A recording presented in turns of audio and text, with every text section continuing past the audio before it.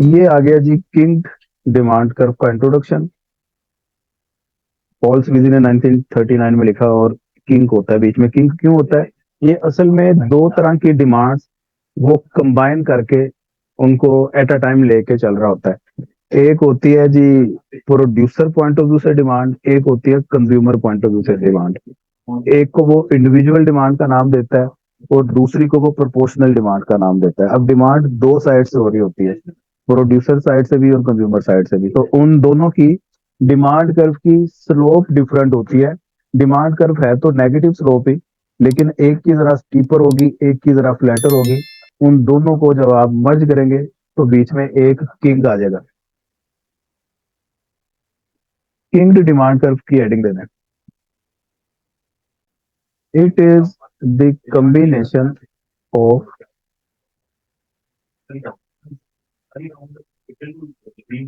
Individuals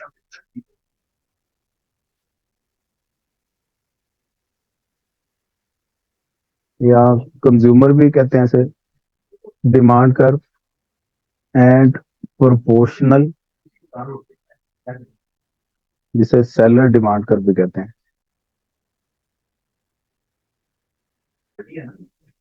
अब individual demand curve क्या होती है?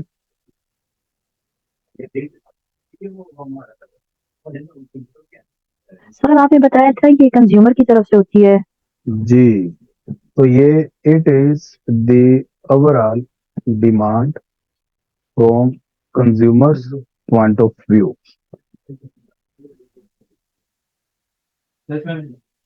और ये जरा हल्की सी फ्लैटर होगी।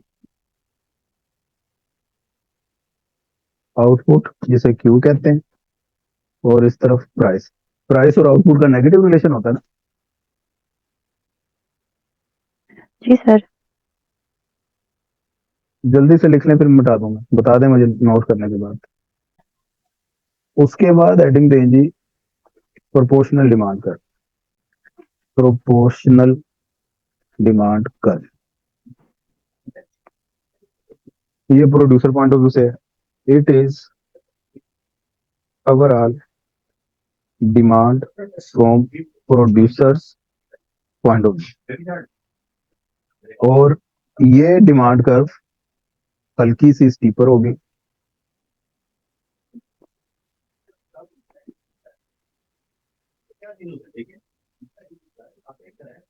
ठीक है। जी सर, देखिए सर। अब ये याद कैसे रहेगा कि किसकी डिमांड फ्लैटर है और किसकी स्टीपर है? आप इसको, ये वापडा की जो एग्जांपल है वो electricity per unit house hold को रेट और देता है और कमर्शियल को रेट और देता है। ये बात से तो इतफाक करते हैं ना। जी सर। जी सर। अब हाउस होल्ड को कम प्राइस पे क्यों मिलती है? क्योंकि उसकी डिमांड कर्व फ्लैटर होती है। और कमर्शियल को ज्यादा रेट पर यूनिट का क्यों मिलता है? क्योंकि उसकी डिमांड कर्व स्टीपर होती है।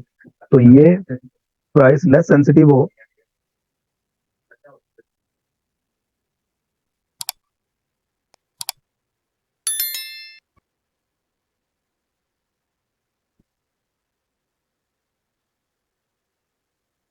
ये देखिए प्राइस में चेंज ज्यादा आ रहा है और इसमें चेंज कम आ रहा है, इसे बोलते हैं लेस सेंसिटिव। तो जिसकी डिमांड लेस सेंसिटिव होगी वहां पे फिर रेट ज्यादा रखा जाएगा। तो कमर्शियल का रेट पर यूनिट ज्यादा इसलिए होता है क्योंकि प्राइस ज्यादा हो या कम हो उनको इतना फर्क नहीं पड़ता, डिमांड उनकी लेस सेंसिटिव या लेस इलास्टिक है। और दूसरी तरफ जो हाउस होल्ड है उनकी फ्लैटर इसलिए है, उनकी डिमांड मोर सेंसिटिव है। ये देखें प्राइस में हल्की सी चेंज और डिमांड में कितना ज्यादा चेंज आ गया। तो जहां पे ये कर्व मोर सेंसिटिव हो वहां पे रेट कम रखा जाता है। अब यहाँ पे रेट रखा जाएगा क्योंकि हल्का सा अगर रेट ज्यादा किया तो डिमांड में कितनी ज्यादा कमी आ जाएगी। पता चल रही है बात? जी जी। जी सर। हाँ, तो प्रोड्यूसर की डिमांड हमेशा लेस सेंसिटिव होती है और कंज्यूमर की हमेशा मोर सेंसिटिव होती है। मिटा दो जी। जी जी सर। इसके बाद इक्विलिब्रियम की आपने हेडिंग देनी है, उसमें दोनों डायग्राम्स को आप कर दे कंबाइन। ये देखे जी काका जी, ये एक कर्व आ गई प्रोड्यूसर की और ये एक कर्व आ गई कंज्यूमर की। ठीक है, इसे मैं कैपिटल डी कह देता हूं, इसे मैं स्मॉल डी कह देता हूं। तो जो किंग डिमांड कर्व बनी, इस मॉडल में जो डिमांड कर्व यूज होगी वो कौन से वाली होगी भला? वो ये वाली होगी, ये यहां से यहां तक सेगमेंट और यहां से यहां तक सेगमेंट। ले जी, ये किंग डिमांड कर्व बन गई। जी सर, समझ आ गई। अपर जी पार्ट जी सर जी, आ गई है। वो मोर सेंसिटिव है या लेस सेंसिटिव है? सर वो मोर सेंसिटिव है, जो मतलब कि जी जो शाबाश, is more sensitive while lower part of demand curve is less sensitive. अब ये इंक ही है जो डिटरमिन करेगा प्राइस और आउटपुट को। अभी तक जितने भी मॉडल हम करते आए हैं ना, उनमें हम ये सीखते आए हैं कि ये एमआर होता है, ये एमसी होता है, सॉरी ये एआर होता है और ये एमसी होता है। जहाँ पे एम आर एम सी के इक्वल होगा, इसे हम इक्विलिब्रियम पॉइंट कहते थे। यही डिटरमिन करता था आउटपुट कितनी रखनी है और प्राइस कितनी रखनी है। यही करते हैं ना। जी सर जी सर जी। यहाँ पे M R M C determine नहीं करेगा, बल्कि ये किंग डिटरमिन करेगा। यह जी मुखर्जी बनेगी, इधर से पता चलेगा कि इतनी आउटपुट है और इतनी प्राइस रखनी है फंड।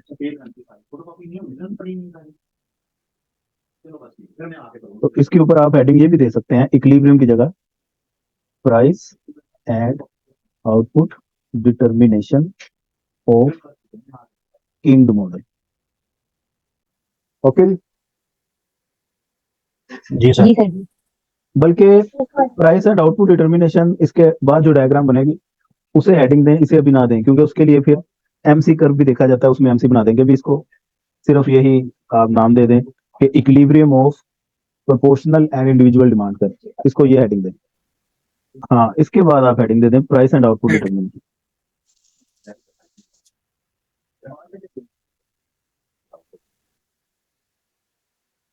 ये जी इस तरफ आ गई आउटपुट, इस तरफ आ गई प्राइस। सबसे पहले आपने किंग डिमांड कर्व बनानी है, वो आएगी जी इस तरह से।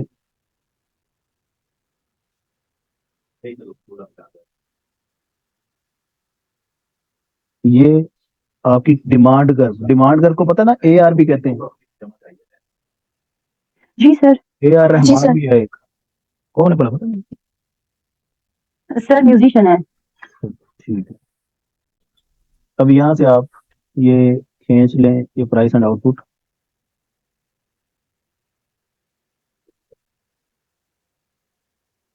ये क्या डांस ही करने लग गई है लाइन, म्यूजिशियन का नाम लिया तो। चलो, ये आ गया ई फॉर इक्विलिब्रियम। अब ए आर के नीचे एम आर होता है, ये तो सभी को पता होगा। तो ये बनने लगा जी एम आर। अब एम आर किस तरीके से बनेगा ये जरा नोट कर लें। यहां तक एम आर सीधा आएगा, उसके बाद यहां से आके एम आर की हो जाएगी ब्रेक। उसके बाद जी ये एम आर इस तरीके से आएगा।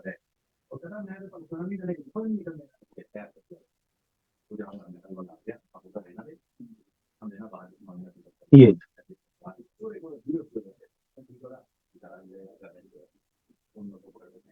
ओके।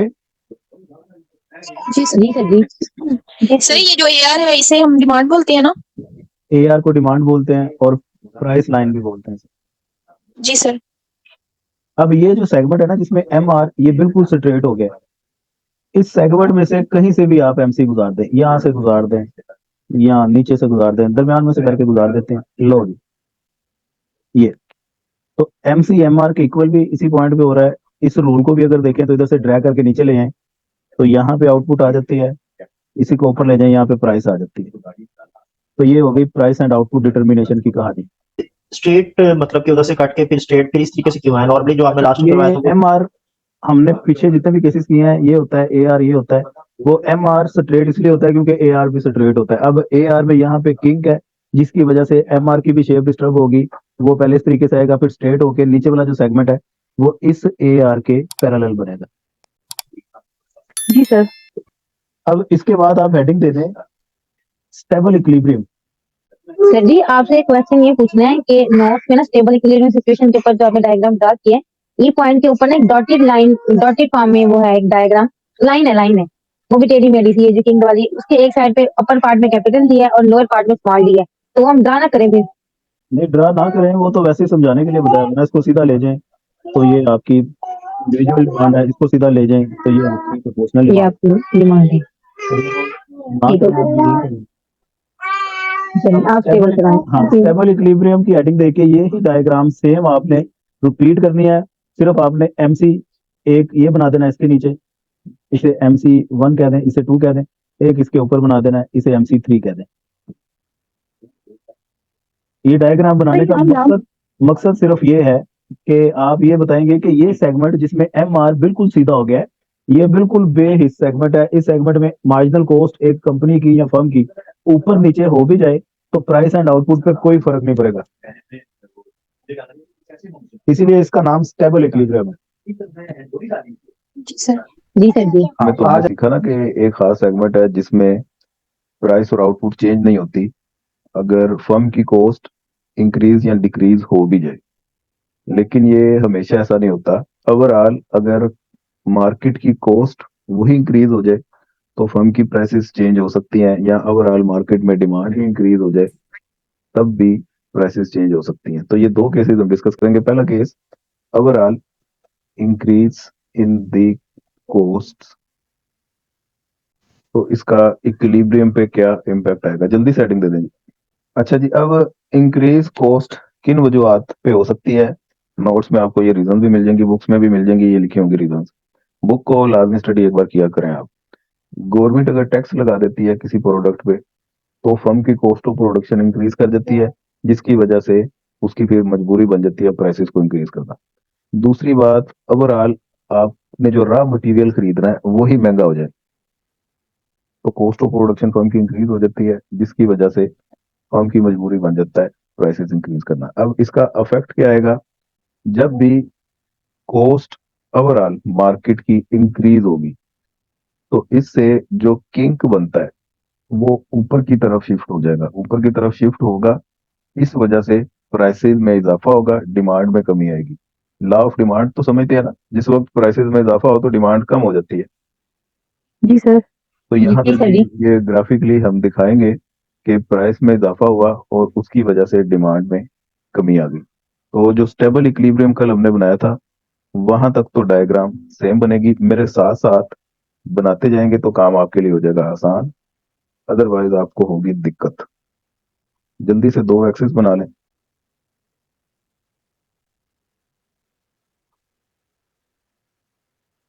एक्स एक्सिस में हमेशा हम क्वांटिटी मेजर करते हैं, आउटपुट, और वाई एक्सिस पे मेजर की जाती है प्राइस। माजेब लेट हो गई हो, तुम जल्दी से बनाना शुरू करो। ये किंग डिमांड कर्व ये होती है जी, और प्राइस एंड आउटपुट डिटरमाइन जी। होती है इस किंग पे।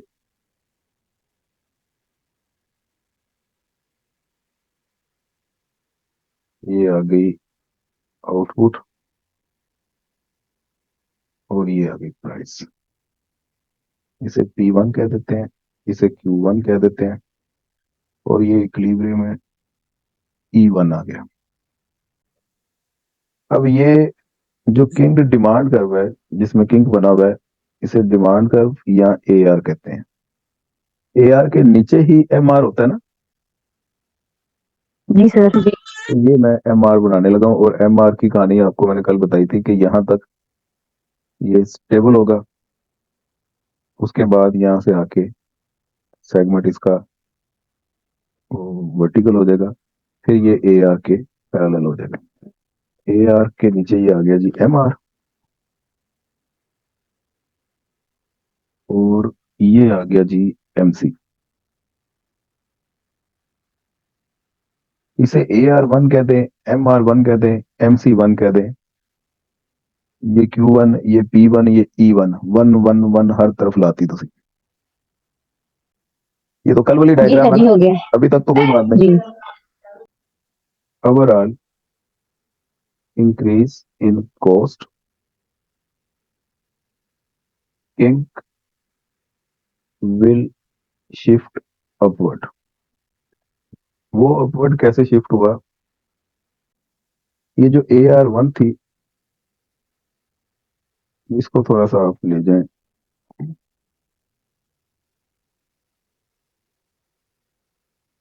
यहां तक, और ये बल्कि उसके साथ मिली भी नहीं लग रही मुझे। चलो जी, हाँ। और इस किंक को मिला दें आप इसके साथ यूं करके। ये किंक हो गया ऊंचा। जी अब ये किंक अपवर्ड शिफ्ट हो गया, जिसकी वजह से ये देखें क्वांटिटी ये पीछे आ गई है। इसका मतलब है क्वांटिटी कम हो गई और प्राइस ऊपर की तरफ शिफ्ट हो गई। प्राइस P1 से P2 पे चली गई है, और क्वांटिटी Q1 से Q0 पे आ गई है, और इक्विलिब्रियम E1 से E2 पे चला गया। यहां तक बात समझ लगी?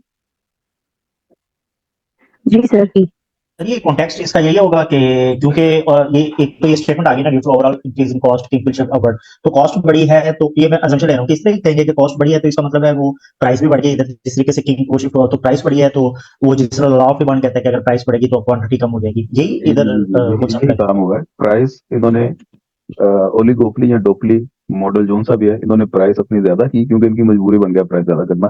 प्रीवियस कॉस्ट बढ़ प्राइस गई पे, थी। हाँ जी, प्रीवियस प्राइस पे अब इनको मैनेज नहीं हो रहा, तो प्राइस ज्यादा होने की वजह से इनकी डिमांड कम हुई और क्वांटिटी पीछे आ गई। अच्छा।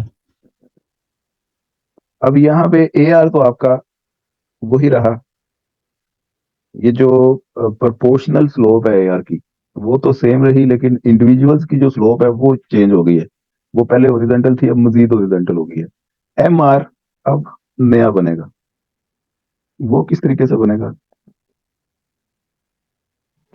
जहाँ से एल कर रहे नीचे से ये ए आर का किंक जो सा ये ऊंचा शिफ्ट हो गया, तो एम आर भी ऊपर को शिफ्ट कर देगा। अब एम आर आपका आएगा ये, यहां से फिर ये वर्टिकल हो जाएगा, और उसके बाद ये आ जाएगा यहाँ पे। अब नीचे वाला एम आर का सेगमेंट वो यही रहेगा। ये भला क्यों, कौन बताएगा? एम आर असल में मैंने दो बनाए हैं। एक मैंने ग्रीन वाला बनाया था, वो बना था ये। सर जी आउटपुट में डिक्रीज हुआ इसलिए। उसके बाद मैंने ब्लू वाला एम आर बनाया, वो बना ये। इसकी क्या रीजन है, कुछ समझ आई? एम आर नीचे से ऊपर क्यों नहीं शिफ्ट हुआ? भाई किंक में भी तो दो तरह की आपके पास डिमांड है, तो डिमांड तो सिर्फ इंडिविजुअल की वो चेंज हुई थी ना, उसकी स्लोप चेंज हुई है सिर्फ। इसकी तो स्लोप सेम रही, ये वाली। तो क्योंकि जिस ठीक हो गया क्योंकि आपने कहा था कि वो क्वांटिटी प्रोपोर्शनल है इस वजह से जी जी, तो इसी के प्रोपोर्शनल एम आर बनना होता है, तो जब ये बनना स्लोप होगा ही सेम है तो ये एम आर सेम है, भी क्योंकि आपका ये इधर ही इधर ही आएगा, ठीक है। है। एम सी आपका ये आपने ऊपर को शिफ्ट कर देना है, ये जी MC2 कह दें इसे। अब ये डायग्राम आपकी कंप्लीट है, ये एरो बना दें, ये मार्जिनल कॉस्ट ऊपर को शिफ्ट होगी। लिख ले hence price of model will increase and demand output will decrease, जिसमें ओवरऑल डिमांड इंक्रीज हो जाती है। कॉस्ट इंक्रीज नहीं हुई बल्कि डिमांड इंक्रीज हो गई। Case 2, overall increase in demand.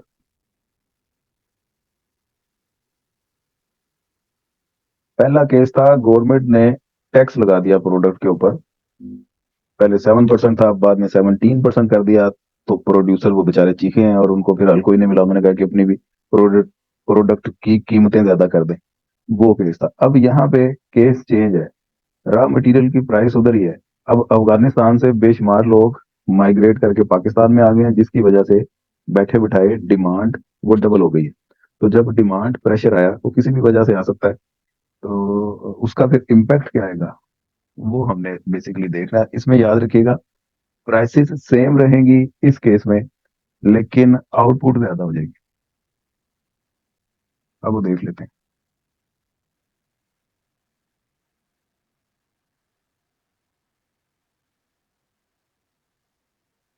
Output price,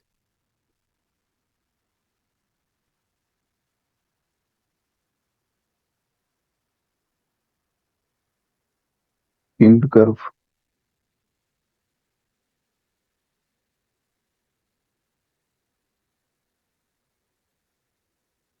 ये बनी जी, इसे AR1 कह दें, और यहाँ पे आपकी प्राइस एंड आउटपुट होगी डिटरमाइन। ये लाइन खींच के सीधी ले आएगा, इधर से लाइन नीचे ऊपर,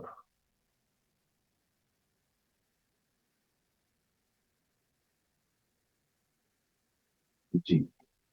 ये आ गया P1, Q1, E1, और MRP बना दें, इसमें दिक्कत हो रही है।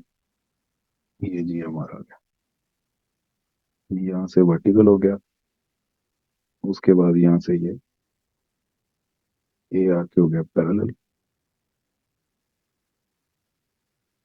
MR1, ये आपका MC आ गया। बना लीजिए यहाँ तक। जी बना दिए। कुरतुलैन आपने बना लिए? जी सर। कुरतुलैन आजकल ना रिस्पॉन्स मुझे कोई इतना खास नहीं दे रही, पहले एक्टिव थी ये ज्यादा, अभी हो गई जरा स्लो। आस्ता आस्ता लोग तेज होते हैं, ये स्लो होगी।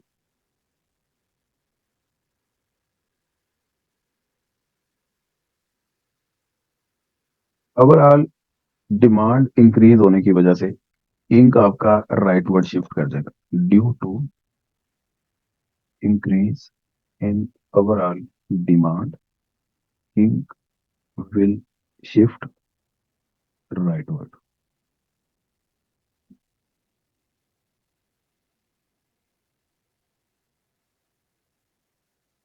प्राइस इतनी ही रहेगी, पहले आप प्राइस की लाइन लगा लें ताकि किंग ऊपर नीचे ना हो जाए, ये स्ट्रेट लाइन लगाएंगे। कलर इसका चेंज कर लेते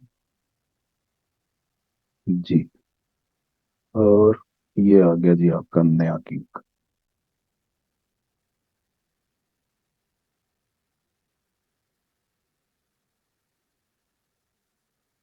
E1, ये वाला बन गया अब E2, यहां से निकल आई क्वांटिटी,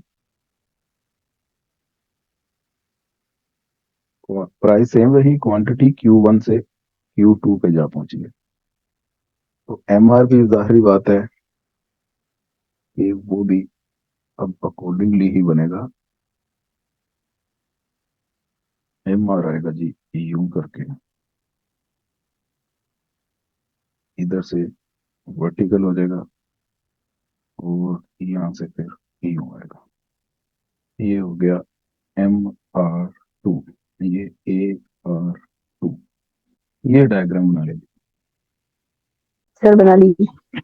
MC आपका हो गई सर जी। ये सिंगल MC ही बनेगा, इसके अलावा और कोई नहीं बनेगा। सिंगल MC का मतलब है कि रॉ मटेरियल की प्राइस तो सेम रही, जिसकी वजह से कॉस्ट ऑफ प्रोडक्शन पंप की वो सेम है, मार्जिनल कॉस्ट सेम रहेगी। पहले इक्विलिब्रियम आ रहा था, ये MR AR को इस पॉइंट से इंटरसेक्ट कर रहा था, इसको देखते हुए Q1 बन गया। और दूसरा यहाँ पे कर रहा है इंटरसेप्ट, इसको देखते हुए Q2 बन जाएगा, इनको ऊपर ले जाए प्राइस निकल आएगी। थैंक यू सर जी। अच्छा, ये किंग डिमांड कर्व जो कल काम करवाया था, इंट्रोडक्शन आ गया, ये उसकी डेफिनेशन आ गई, नोट्स आपके साथ शेयर किए मैंने। जी सर। जी सर जी। ठीक है, ये इंडिविजुअल डिमांड कर्व की डेफिनेशन आ गई, ये डायग्राम बन गई। उसके बाद प्रोपोर्शनल डिमांड कर्व की डेफिनेशन डायग्राम बन गई। इंपॉर्टेंट पॉइंट्स जो से याद रखने हैं वो ये वाले याद है। इक्विलिब्रियम आ गया, उसके बाद ये डायग्राम उसकी बनी थी, फिर स्टेबल इक्विलिब्रियम, यहाँ तक कल कर लिया था हमने। अब ओवरऑल इंक्रीज इन कॉस्ट, ये केस 1, ये डायग्राम बनी, आपको करवा दिया व्हाइट बोर्ड पे। ओवरऑल इंक्रीज इन डिमांड, ये केस 2, ये डायग्राम उसकी बनी, अभी आपको बता दिया मैंने। ये एक्सप्लेनेशन इसकी आगे देख लीजिएगा, और एंड पे कंक्लूजन इसका नहीं है, क्रिटिसिज्म है। क्रिटिसिज्म इसका देख लेते हैं जी। वो हो सकता है जो अहमद भाई बात कर रहे हो वो इधर क्रिटिसिज्म में डाली हो इन्होंने। Sweezy model of kink demand curve is criticised on the following basis. पहला point, the main flaw of the model is it does not explain how firms set the price and output. As price and output is settled by king, then where is profit will be maximized? Profit maximize किस point पे हो रही है उसका हमें कोई इतना अच्छा यहाँ से आइडिया नहीं मिल रहा। दूसरे नंबर पे, it is difficult to access where the kink will occur और what will be the height of kink. तो इस केस में किंग कहाँ पे बनेगा ये डिटरमिन करना फर्म के लिए थोड़ा सा मुश्किल हो जाता है। नंबर 3 पे, George Stigler observed that whenever a firm increases price, other firm also follow him. While according to Sweden, firm do not follow price rise. तो ये जो बात अभी अहमद ने कही थी वो ये इधर आ गई है तीसरे नंबर पे। ये प्राइसेस में इजाफा होना चाहिए, लेकिन इस मॉडल ने प्राइसेस में इजाफा नहीं किया। जी सर जी, जब प्राइस डिक्रीज होती है तो एक फर्म तो सर दूसरी भी करती है इंपॉर्टेंट पॉइंट में, और जब इंक्रीज होती है तो वो दूसरी फर्म इंक्रीज नहीं करती है। इंपॉर्टेंट पॉइंट में बताइए। हाँ, इंक्रीज नहीं करेगी, तो इसी वजह से फिर प्राइस यहीं पे रुकी रहे।